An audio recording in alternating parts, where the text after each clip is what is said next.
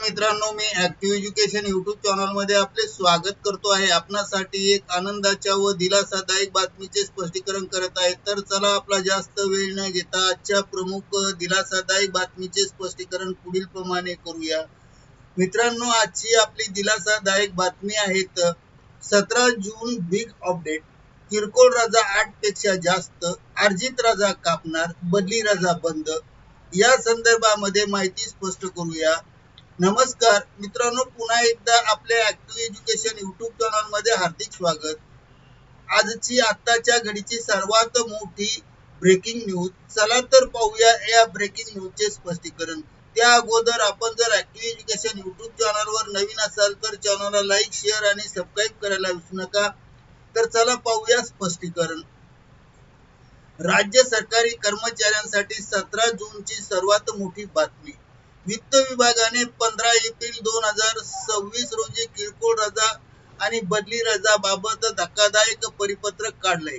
आता 8 पेक्षा जास्त सीएल किंवा किरकोळ रजा घेतली तर तुमची आर्थिक रजा थेट कापली जाणार आणि गट व राजपत्रित बदल्या अधिकाऱ्यांची बदली रजा कायमची बंद।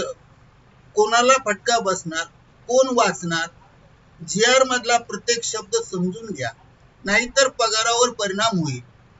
राज्य कर्मचाऱ्यांना 8 किरकोळ रजा संपल्या की तुमची अर्जित रजा कापली जाणार आहे आणि बदली रजा बंद होणार आहे। 15 एप्रिलचा जीआर काय सांगतो तसेच समजून घ्या।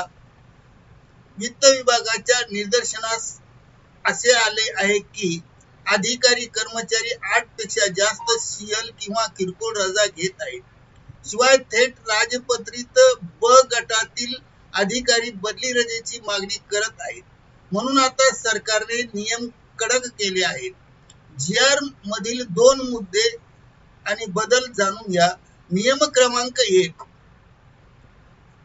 एका कॅलेंडर वर्षात 8 सीएल किंवा किरकोळ रजा नंतर पुढील प्रत्येक दिवस गैरहजर राहिल्यास तुमची मागणीनुसार अर्जित रजा खाती शिल्लक असल्यास ती मंजूर होईल, म्हणजे सीएल संपली की ईएल कापणार। नियम नंबर 2, बदली रजा आता फक्त गट ड आणि गट ब अराजपत्रित कर्मचाऱ्यांना मिळेल। गट ब राजपत्रित आणि गट अ अधिकाऱ्यांना बदली रजा अनुज्ञेय नाही आणि ते आता बंद केले आहे। याचा परिणाम असा होणार आहे, म्हणजे तहसीलदार, नायब तहसीलदार, कक्ष अधिकारी यासारख्या राजपत्रित अधिकाऱ्यांना आता रविवारी काम केलं तरी सुद्धा रजा मिळणार नाही किंवा 8 सीएल नंतर आजारी पडला तरीही ईएल मधून रजा जाणार आणि कापण्यात येणार। कॉल टू ऍक्शन त्वरित होणार। तुम्ही कोणत्या संवर्गात आहात? हा जीआर तुमचा कसा फटका बसणार आहे तुम्हाला कॉमेंट करून सांगा। तर मित्रांनो, 15 एप्रिल 2026 चा हा वित्त विभागाचा जीआर राज्य अधिकारी कर्मचाऱ्यांच्या रजा धोरणात मोठा बदल घेऊन आला आहे। म्हणून 8 किरकोळ रजेची मर्यादा आणि बदली रजा बंद नियम तत्काळ लागू झाला आहे। प्रत्येक कार्यकारी अधिकाऱ्याने आपल्या डीडीओ कडून खात्री करून घ्यावी आणि खाली मी या परिपत्रकाची मूळ प्रत जशाची तशी देत आहे ती काळजीपूर्वक वाचा आणि ऑफिस मधील ग्रुपमध्ये शेअर करा। ही ती वित्त विभागाकडून आलेली परिपत्रक किंवा नियम 15 एप्रिल 2026 मी स्क्रॉल करतो आहे, तुम्ही आरामाने पहा स्क्रॉल करून व्हिडिओ थांबवून। तर अशा प्रकारचं हे वित्त विभागाचं किरकोळ रजा संपल्या की अर्जित रजा कापणार अशा प्रकारचं धोरण लक्षात ठेवलं आणि ते स्पष्ट केलं करिता ऍक्टिव्ह एज्युकेशन यूट्यूब चॅनलने हा व्हिडिओ आपल्या माहितीस्तव व्हायरल केला आहे।